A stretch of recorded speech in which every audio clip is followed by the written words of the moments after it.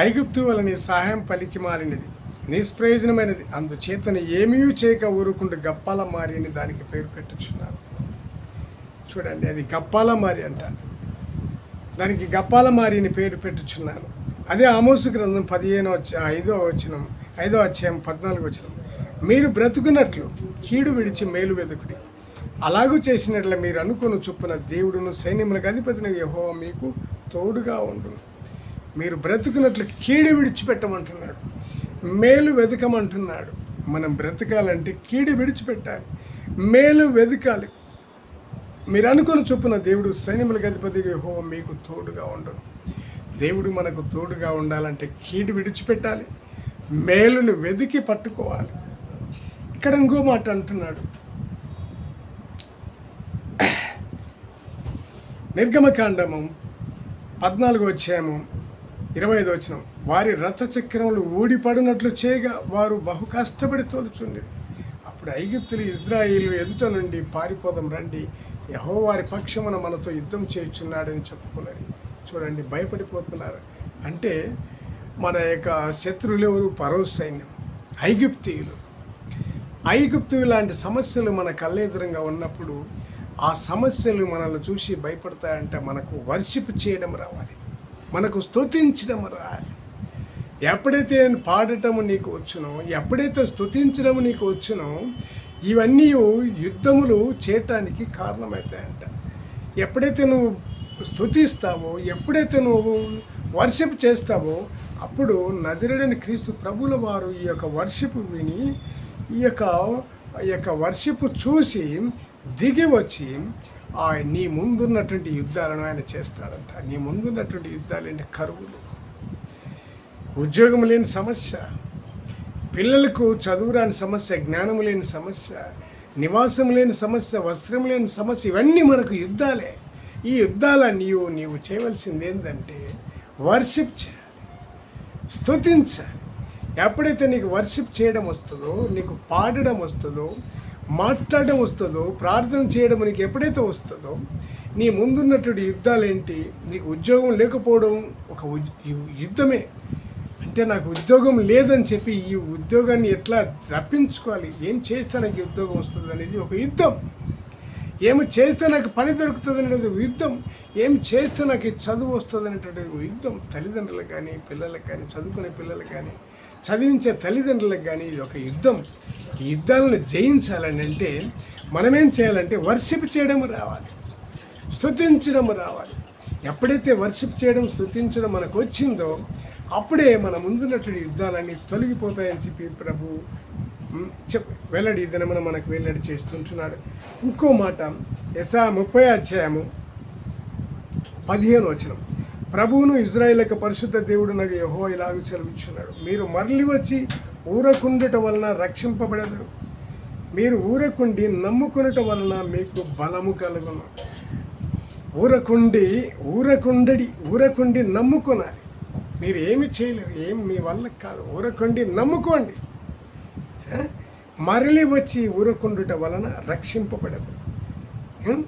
మీరు మళ్ళీ తిరిగి వచ్చి ప్రభువును ఇజ్రాయేలు యొక్క పరిశుద్ధ దేవుడు నాకు యెహోవా ఇలాగ సెలవిచ్చాడు, మీరు మరలి వచ్చి మీరు వెళ్తారు, నన్ను కాదని ఎక్కడో దూరంగా వెళ్తారు. ఏదో చేతము, నా బలము, నా ఆలోచన, నా జ్ఞానం వెళ్తారు. అవన్నీ మీ వల్ల కాదు. ఎవరిని నమ్ముకొని వెళ్తారు? ఐగుప్తు యొక్క ఫరో లాంటి మనుషులను, ఫరో లాంటి సైన్యమును నమ్ముకొని, అలాంటి మనుషులను, అలాంటి ఆలోచనలను నమ్ముకొని మీరు పక్కకు వెళ్ళినప్పుడు మీకేమి దొరకవాలి. మీ యుద్ధములు ఎవరు చేయలేరు. నజరేయుడైన క్రీస్తు ప్రభుల వారే మీ యుద్ధములు, ఇలాంటి జీవితమైన యుద్ధములు చేస్తాడు. కనుక మీరు మరలి వచ్చి ఊరుకుండుట వలన రక్షింపబడతారు.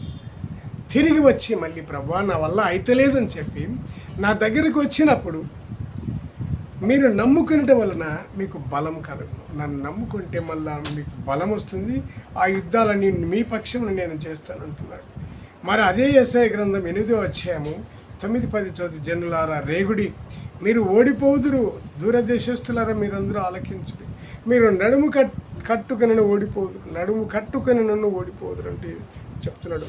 ఆలోచన చేసుకునను అది వ్యర్థమగుడు, మాట పలికినను అది నిలవదు. దేవుడు మాతో ఉన్నాడు,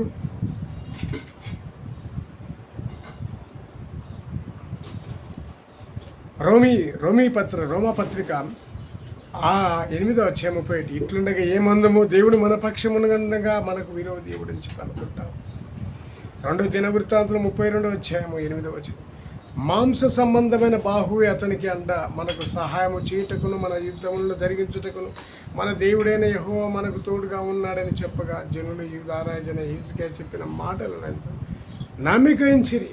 ఏ రీతిగా మన బోధకులమైనటువంటి మనం కూడా బోధించినప్పుడు నమ్మకంగా బోధించాలి.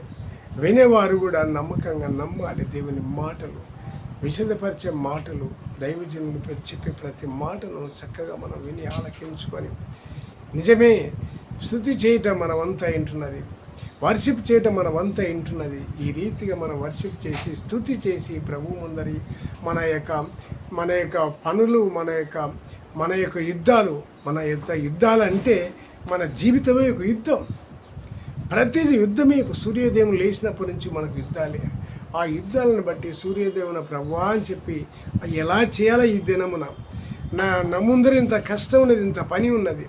స్త్రీలకైతే ఇంటి పని అంతా ఉంటుంది, పురుషులకైతే బయటికి వెళ్ళి ఉద్యోగం చేయాలి, ఎంతో దూరం నడుచుకుంటూ వెళ్ళాలి, బండ్ల మీద వెళ్ళాలి, గాలిలో వెళ్ళాలి, ఎండలో వెళ్ళాలి, వర్షములో వెళ్ళాలి. ప్రభా ఈ దినమున నేను ఎలా వెళ్ళాలి, ఈ వర్షములో, ఈ గాలిలో ఎలా వెళ్ళాలి, ఈ ఎండలో ఎలా వెళ్ళాలని చెప్పి పురుషునికి ఈ కష్టం ఉంటుంది.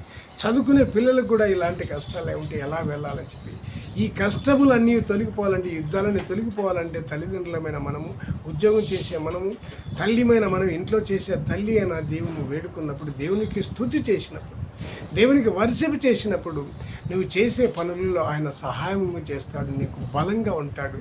ఆ పనులు నీకు అలకగా చేస్తాడు. ఆ యుద్ధం అన్నట్టు ఏదైతే నువ్వు యుద్ధంగా భావిస్తావో ఆ యుద్ధము ఆయనే వచ్చి చేస్తాడు. నీ పనులన్నీ ఆయనే చేసి నీలోన శక్తిని, బలాన్ని నింపి ఆ పనులన్నీ చేసేటట్టు, పనులను తొందరగా అయిపోయేటట్టు స్త్రీకి సహాయంగా ఉంటాడు. ఇంటి యజమానుడైనటువంటి వాడికి కూడా ఉద్యోగరీత్యా బయటికి వెళ్ళాలనుకున్నప్పుడు ఏ విధమైన కష్టాల గుండా వెళ్తున్నావు, నీవు వర్షిప్ చేసినప్పుడు, స్తుతించినప్పుడు, దేవునితో మాట్లాడినప్పుడు ఆయన నీ యొక్క యుద్ధములో సహాయంగా ఉంటాడు. స్టూడెంట్స్ కూడా, విద్యార్థులు కూడా చేయాలనుకున్న ప్రతి చదువులో, ప్రతి బుక్కులో, ప్రతి ఉద్యోగంలో ఏది వెతుకుతున్నావో, ఏ పని చేయాలని, ఏ బుక్ చదవాలనుకుంటున్నావో, ఎలాంటి యుద్ధం నీ ముందర ఉన్నదో అది కూడా స్తుతి చేసినప్పుడు, వర్షిప్ చేసినప్పుడు నీ ముందు ఉండి దేవుడు నీ ముందర ఈ యొక్క యుద్ధాలు చేయడానికి సంసిద్ధమైనటువంటి మాటలు ఈ దినమున నీకు వెల్లడి చేస్తుంటున్నాడని చెప్పి మనం నమ్మాలి. ఇంకోటి 46వ కీర్తన కూడా ఏమంటున్నాడంటే, సైన్యములకు అధిపతి యెహోవా మనకు తోడై ఉన్నాడు, యాకోబు యొక్క దేవుడు మనకు ఆశ్రయమై ఉన్నాడు. ఈ చూడండి, దావీదు నమ్ముకొని ఎంత కాన్ఫిడెంట్గా ఉన్నాడు, ఎంత ధైర్యంగా ఉన్నాడు. అదే 46వ కీర్తన 10-11 చూద్దాం. ఊరకుండుడి, నేనే దేవుడునని తెలుసుకొనడి. దేవుడు అంటున్నాడు, ఊరకుండండి. ఏంటయ్యా తండ్రులారా, ఏంటయ్యా పిల్లలారా, ఊరకుండండి అయ్యా. దేవుడు మనకు హెచ్చరిక చేస్తూ ఊరకుండండి అయ్యా, దేవుడనని తెలుసుకొనడి. నేనే దేవుడనని తెలుసుకోండి. అన్యజనులలో నేను మహోన్నతుడు నగుదును. అన్యజనులు ఎవరైతే మీకు ఇతో యుద్ధమాడాలని, మీకు కష్టము పెట్టాలని, మీకు యుద్ధములు చేయాలని, జీవన పోరాటములో మీరు వెళ్తున్న మార్గములు అడ్డగించాలని, మీ పనులకు అడ్డము, మీ మాటలకు అడ్డము, మీ చదువులకు అడ్డము, మీ ఉద్యోగాలకు అడ్డము, ప్రతి విషయంలో ఎవరైతే మీ శత్రువులు మీకు అడ్డుపడుతున్నారో ఆ యొక్క అన్ని జనులకు నేను మహోన్నతుడనేతను. వారితో కూడా నేను మాట్లాడతాను, మీకు యుద్ధాలు లేకుండా చేస్తాను. వారికి కూడా నేను మహోన్నతుడు, భూమి మీద నేనే మహోన్నతుడు అని చెప్పి ఛాలెంజ్ చేసి దేవుడి దినమున హెచ్చరిక చేస్తుంటున్నాడు. దావీదుకి చెప్తుంటున్నాడు. దావీదు నమ్మకంగా నమ్ముతున్నాడు. మనం ఎందుకు నమ్మకలేకపోతున్నాము? దేవాది దేవుని సైన్యములకు అధిపతి యెహోవా మనకు తోడై ఉన్నాడు, యాకోబు యొక్క దేవుడు మనకు ఆశ్రయమై ఉన్నాడు. కనుక దావీదు ఇలాంటి మాటలను నమ్ముకొని ఆయన ఎంత కాన్ఫిడెంట్గా, ఎంత ధైర్యంగా ఉన్నాడో మనము ఈ దినమున గ్రహించబద్ధులమైంటున్నాం. మరొక మాట చూద్దాం. ఇక విలాపవాక్యం 3వ అధ్యాయం 26వ వచనం, నరులు ఆశ కలిగి యెహోవాను గ్రహించు రక్షణ కొరకు ఓపికతో కనిపెట్టుట మంచిది. ఆశ కలిగినడం మంచిది, ఆశ ఉన్నది. అయితే ఆ ఆశ ఎలాంటిదంటే, యెహోవా అనుగ్రహించు రక్షణ కొరకు ఓపిక ఉండాలి. నువ్వు కాన్ఫిడెంట్గా, నువ్వు ఒక మంచి కాన్ఫిడెంట్గా స్తుతి చేయాలి, కాన్ఫిడెంట్గా వర్షిప్ చేయాలి. నువ్వు వర్షిప్ చేసేటప్పుడు ఎంత కాన్ఫిడెంట్గా చేయాలి. ఆ కాన్ఫిడెంట్ ఎలా ఉండాలంటే, ఈడ కేక పెడితే ఆకాశానికి వినిపించాలి, ఈడ స్తుతి చేస్తే ఆకాశానికి వినిపించాలి. అంత కాన్ఫిడెంట్గా దేవుడికి నచ్చేటట్టుగా, దేవునికి వినపడేటటువంటి వర్షిప్ చేయాలి, దేవునికి నచ్చేటటువంటి స్తుతి గీతం పాడాలి, స్తుతి చేయాలి. కనుక ఇంకో మాట అంటున్నాడు సంఖ్యాకాండం 14వ అధ్యాయంలో 9వ వచనం ఏమంటున్నాడో చూద్దాం. సంఖ్యాకాండం, మెట్టుకు మీరు యెహోవా మీద తిరగబడకుడి, ఆ దేశ ప్రజలకు భయపడకుడి. దేవుని మీద తిరగబడకండి అంటున్నాడు సంఖ్యాకాండం. దేవుని మీద తిరగబడకుడి, ఆ ప్రజలకు భయపడకండి. అక్కడున్న ప్రజలకు భయపడకండి. అక్కడున్న ప్రజలు అంటే మీ ముందున సమస్యలకు భయపడకూడదు. మీ ముందున జీవన పోరాటం, తల్లిదండ్రులకు పొద్దున్న లేచినాలంటే జీవన పోరాటం. అబ్బో ఎట్లా బ్రతకాలి, ఎట్లా పని చేసుకోవాలి, పిల్లలకి అవేం పెట్టాలి, ఇవేం పెట్టాలి, ఆ వస్త్రాలు ఇప్పుడు ఇవన్నీ ఇదే ఒక యుద్ధం. ఇంకా ఎవరు అక్కర్లేదు, ఇదే నీకు పెద్ద యుద్ధం. ఈ యుద్ధాన్ని ఎట్లా జయించాలా అని చెప్పి దేవుని మీద మీరు తిరగబడకండి, నీ తండ్రి మీద మీరు తిరగబడకండి. కుమారులారా, నీ తండ్రి అయిన దేవుని మీద, శరీరానుసారమైన తల్లిదండ్రుల మీద తిరగబడకుడి. ఆ దేశ ప్రజలకు, ఆ సమస్యలకు కూడా భయపడకండి అంటున్నాడు. వారు మనకు ఆహారం అగుదురు అంటే ఆ సమస్యలే మనకు ఆహారం అయిపోతాయి. మన ముందున్నటువంటి యుద్ధాలు, మన ముందున్నటువంటి మనకి ఎవరైతే యుద్ధాలు చేయడానికి, మనకు యుద్ధంగా ఎవరైతే మన ముందుకి తిరగబడతారో వారే మనకు ఆహారం అగుదురు. ఆ సమస్యలే మనకు ఆహారం అయితే అని చెప్పి ఈ దినమన వాక్యం మనకు సెలవిస్తుంటున్నది. వారి నీడ వారి మీద నుండి తొలగిపోయిన యెహోవా మనకు తోడై ఉన్నాడు. వారికి భయపడకూడనిది ఆ సర్వ సమాజం వారిని రాళ్ళతో కొట్టి చంపవాలనగా ఏమంటున్నాడంటే, ఇక్కడ సంఖ్యాకాండం అయిపోయింది. యేసయ్య 41వ అధ్యాయం అంటున్నాడు, నీవు నా దాసుడవని, నేను నిన్ను ఉపేక్షింపక ఏర్పరచుకుంటున్నాను, నేను నీతో చెప్పి ఉన్నాను, నీకు తోడై ఉన్నాను, భయపడకు. నేను నీ దేవుడినై ఉన్నాను, దిగులు పడకము.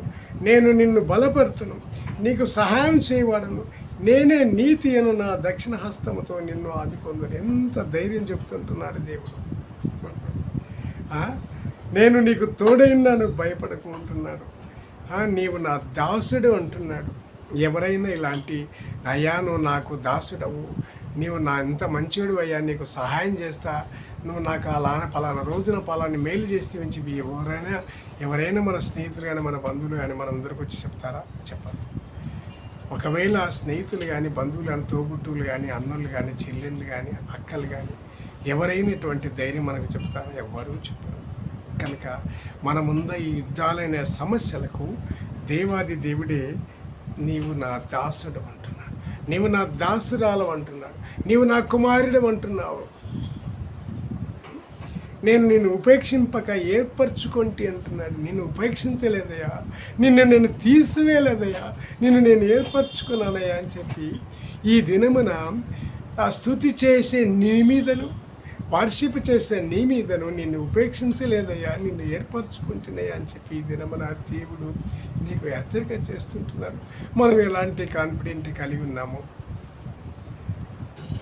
దైవ సన్నిధి సంగమ, ఎలాంటి ఆలోచన మనం కలిగి ఉంటున్నాము? దిగులు పడకము, నేను నిన్ను బలపరుతును, నీకు సహాయం చేయవాడను, నేనే నీతి అని నా దక్షిణ హస్తంతో నిన్ను ఆదుకుందాను. ఎలాంటి ధైర్యం చెబుతున్నప్పుడు మనము ఎవరి మాటలు నమ్మాలి? నీవు వర్షిప్ చేసినటువంటి నీ జీవాధిపతి అయిన దేవుని నమ్మితే ఎలా ఉంటుంది? ఒకవేళ నీ తోబుట్టును నమ్మిన ఇంతటి ధైర్యం చెబుతుందా? నీ తోబుట్టు, నీ తమ్ముడు, నీ అన్ననో, నీ అక్కనో ఎవరైనా, లేదా నీ బలమైన స్నేహితురాలు ఇవన్నీ చెబితే వారు నీకు ధైర్యం ఇచ్చే మాటలు కొంచెమైనా చెప్పగలరా? చెప్పలేరు. చెబుతారు కానీ చేయలేరు. కొంచెంపటి గల అమ్మ నేను చేయలేను, నా వల్ల కాదమ్మా, ఏదో కొంచెం చెప్పానని చెప్పి అంటారు కానీ సహాయం చేయలేరు. మన పక్షాన నిలబడి యుద్ధమో చేయలేరు. అలాంటి మనుషులతో మనం నమ్ముకున్నట వ్యర్థమని చెప్పి దేవుడు అంటున్నాడు. కనుక మనం దేవునికి ఇవన్నీ వర్షిప్ చేసి చెప్పినప్పుడు, స్తుతి చేసి చెప్పినప్పుడు మన ముందున్నటువంటి యుద్ధాలని ఆయన చేస్తానని చెప్పి అంటున్నాడు. మనం ఇప్పుడు ఎవరిని నమ్మాలో, ఎవరికి సమస్యలు చెప్పాలో మనం ఆలోచన చేసుకున్నాం. ఇంకో మాట, అప్పుడు యెహోషాపాతు సాష్టాంగ నమస్కారం చేశాను. యూదా వారిని యెరూషలేము కాపురస్తులను యెహోవా సన్నిధిని సాగిలపడి నమస్కరించారు. మనం కూడా అలా నమస్కరిద్దామా? ఇలాంటి కాన్ఫిడెంట్ గల మాటలను బట్టి ఇవన్నీ మనకు ఎంత ధైర్యం ఇచ్చినాయో చూడండి. ఈ మాటలను బట్టి సాగిలపడి నమస్కారం చేద్దామా? మనం ఎవరిని స్తుతి చేస్తుంటున్నాం, ఎవరికి వర్షిప్ చేస్తుంటున్నాం? తండ్రి అయిన దేవునికి, కుమారుడైన దేవునికి, ఆ యొక్క పరిశుద్ధాత్మైన దేవునికి మనం స్తుతి చేయట మనకు మేలే కదా. మనకేం నష్టం కలగలేదు కదా. మనకి ఇవన్నీ మేలు చేస్తానంటున్నాడు కదా, ఇవన్నీ మేలుకరమైన మాటలు చెప్పాడు కదా. కనుక కహాతీయుల సంతతి వారును ఇంకో మాట అంటున్నాడు, ఆది కాండము 24:26. ఆ మనుష్యుడు తన తల వంచి యెహోవాకు మ్రొక్కి, చూడు, తల వంచి యెహోవాకు మొక్కుకున్నాడు. మళ్ళా అదే 2 దినవృత్తాంతములు 7:3 ఏమంటున్నాడంటే, అగ్నియు యెహోవా తేజస్సును మందిరం మీదికి దిగగా నువ్వు ఎప్పుడైతే స్తుతి చేశావో, ఎప్పుడైతే వర్షిప్ చేశావో, నీ మందిరం మీద యెహోవా తేజస్సు మందిరం మీదికి దిగగా చూచి ఇజ్రాయెల్ అందరూ సాష్టాంగ నమస్కారం చేసి యెహోవా దయాళుడు, ఆయన కృప నిరంతరం ఉండునని చెప్పి ఆయనను ఆరాధించి స్తుతించిరి. చూడండి, ఆ యొక్క ఇజ్రాయెల్ అందరూ ఇలాంటి మాటలు వినగానే, ఆ స్తుతి చేయడం మొదలుపెట్టగానే, ఆ యొక్క వారు ఎక్కడైతే వర్షిప్ చేస్తున్నారో ఆ వర్షిప్ చేసినటువంటి మందిరం మీదకి యెహోవా తేజస్సు ఆ మందిరం మీదకి దిగిందంట. అప్పుడు ఇజ్రాయెల్ అందరూ సాష్టాంగ నమస్కారం చేసి యెహోవా దయాళుడు, ఆయన కృప నిరంతరం ఉండునని చెప్పి ఆయన ఆరాధించి. కనుక మనము స్తుతి చేసినప్పుడు, నువ్వు ఎక్కడున్నా, నీ ఇంటిలోని స్తుతి చేసినా, నీ ఇంటిలోని వర్షిప్ చేసినా, దేవుని స్తుతి చేయటం మానకూడదు, వర్షిప్ చేయటం మానకూడదు. ఈ సమయం ఆ సమయం అనేది లేదు. ఎప్పుడు నీకు ఎప్పుడైతే కష్టమైన యుద్ధం నీ ముందుకు వచ్చిందో, ఎప్పుడైతే నీ మనసు బాధపడుతుందో, వేదన పడుతుందో, కలత చెందుతుందో, ఎప్పుడైతే యుద్ధం అబ్బా నా ముందు ఇంత కష్టం వచ్చి పడినే, నా మనసు బాధ వచ్చినాయి, నా శరీరం బాధపడే నలిగిపోయే సమస్య వచ్చినటువంటి యుద్ధము నీ ముందుకు వచ్చినప్పుడు నువ్వు వర్షిప్ చేయాలి, స్తుతి చేయాలి. ఆ స్తుతి చేసినప్పుడు ఏమంటున్నాడంటే, ఆయన తేజస్సు నువ్వు ఉండి ఇంటి మీదకి వస్తుందంట. ఆ సమస్యతో నువ్వు వెళుతున్నప్పుడు, ఆ బాధతో, ఆ వేదనతో, ఆ వ్యాధితో, ఆ కష్టాలతో, కష్టమైన ఆ యుద్ధముతో, వ్యాధి అనే యుద్ధముతో నువ్వు వెళుతున్నప్పుడు నువ్వు స్తుతి చేసినప్పుడు, వర్షిప్ చేసినప్పుడు, ఆయన తేజస్సు, నువ్వు ఏ ఇంటిలో ఉండి స్తుతి చేస్తున్నావో, ఏ ఇంటిలో ఉండి వర్షిప్ చేస్తుంటున్నావో, ఆ ఇంటి మీదకి ఆయన తేజస్సు వస్తుందంట. ఆ మందిరం మీదకి తేజస్సు దిగగా చూసి ఇజ్రాయెల్ అందరూ సాష్టాంగ నమస్కారం. అప్పుడు ఆ తేజస్సును నువ్వు గుర్తించాలి. అప్పుడు నీకు తెలుస్తుంది, మనసు పూర్తిగా నువ్వు వర్షిప్ చేసినప్పుడు, మనసు పూర్తిగా నువ్వు స్తుతి చేసినప్పుడు ఆ తేజస్సు వచ్చిందని నువ్వు నమ్ముతావు. అబ్బా, దేవుని ఆత్మ దిగి వచ్చింది. ఏముంటేనే తేటి తెల్లమై నీకు యొక్క తెల్లదనము యొక్క వెలుగు నీ ముందర దర్శనమిచ్చినప్పుడు నీవే నీ శరీరములోనికి, నీ మనసులోనికి ఆ వెలుగు నీ శరీరాన్ని ఇట్లా గడగడ వణికిస్తుంది. అప్పుడే ఆ తేజస్సు నీ ఇంటి మీద, నీ శిరస్సు మీద వచ్చి వాలిందని, లేదా నీ శరీరంలోనికి వచ్చిందని చెప్పి గడగడలాడిస్తుందని చెప్పి నమ్మాలి. ఇంకో మాట చూద్దాం. యోబు గ్రంథం 1:20. అప్పుడు యోబు లేచి తన పై వస్త్రం చింపుకొని తల వెంట్రుకలు కొరిగించుకొని నేల మీద సాష్టాంగపడి నమస్కారం చేసి ఇట్లా. చూడండి, యోబు కూడా ప్రార్థన చేసి ఇవన్నీ కలిగినప్పుడు ఆయన ఏమంటున్నట్టంగా అంగిని చించి పడేసినట్ట. ఆ తల మీద ఎంట్రుకలన్నీ బొచ్చంతా కొరిగేసుకున్నాడంట, ఎంట్రుకలన్నీ కొరిగించుకున్నాడంట. అంటే దేవుని ఆశీర్వాదము ఆయన దగ్గరికి వచ్చేసరికి ఇంకా కొరిగించుకొని సాష్టాంగం నమస్కారం చేసి ఇట్లా.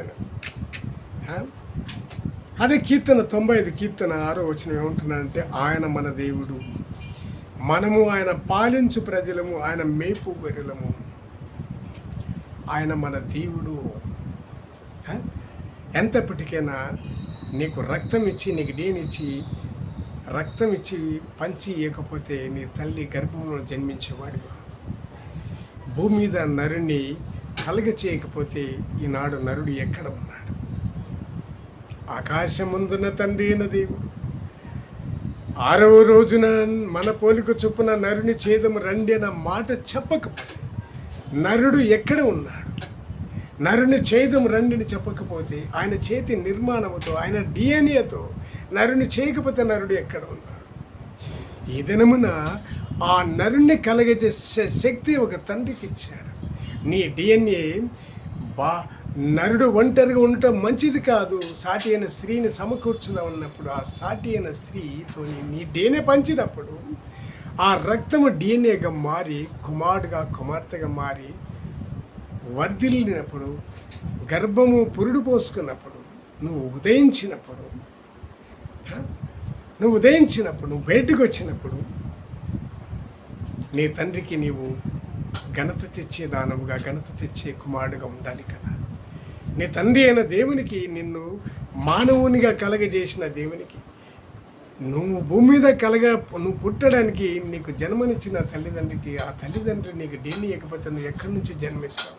ఆ తల్లిదండ్రికి కృతజ్ఞతగా భూమి మీద నరుడు కలగడానికి కారణమైన దేవాది దేవునికి ఎలా వర్షిప్ చేస్తావు?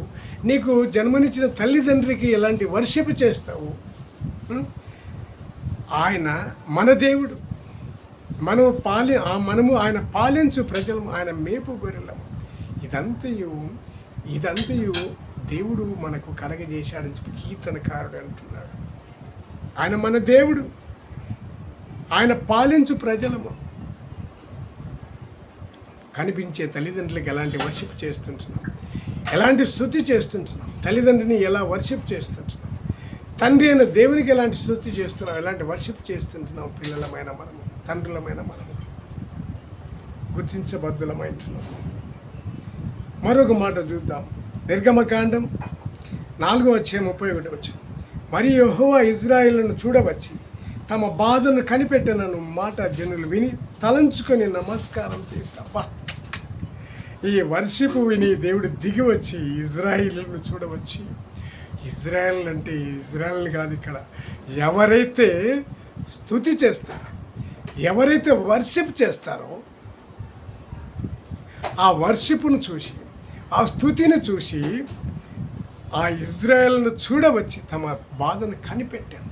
అంటే ఈ దినమున నిన్ను నన్ను కూడా మనము బాధపడి వర్షిప్ చేస్తుంటున్నాము, బాధపడి స్తుతి చేస్తున్నాము కనుక మన బాధలను కనిపెట్టాడు, మన యుద్ధాలను కనిపెట్టాడు. ఆ జనులు ఆ మాట విని తల వంచుకొని నమస్కారం చేసి, ఎప్పుడైతే మనం వర్షిప్ చేస్తామో, ఎప్పుడైతే స్తుతి చేస్తామో అప్పుడే దేవుడు మనల్ని, మన హృదయాన్ని తట్టుతాడని, మన హృదయం సంతోషపడుతుందని, మన శరీరంలో మనసులోనికి వస్తాడని మనం నమ్మాలి. ఎప్పుడైతే మనకు ఆనందం వస్తుందో, ఎప్పుడైతే మనం వెలుగు మనల్ని తట్టుతుందో అప్పుడు నమస్కరించి, ప్రభువా నన్ను తట్టిన దేవా, నన్ను దర్శించిన దేవా అని చెప్పి ప్రభువుకు కృతజ్ఞత తెలిపాలి. ఆ దినమున మన ముందరినట్టు యుద్ధాలనియో, నేనే మీ యుద్ధాలని చేస్తాడని చెప్పి మనకు కాన్ఫిడెంట్గా ఈ దినమున మనకు వెల్లడి చేస్తుంటున్నాడు.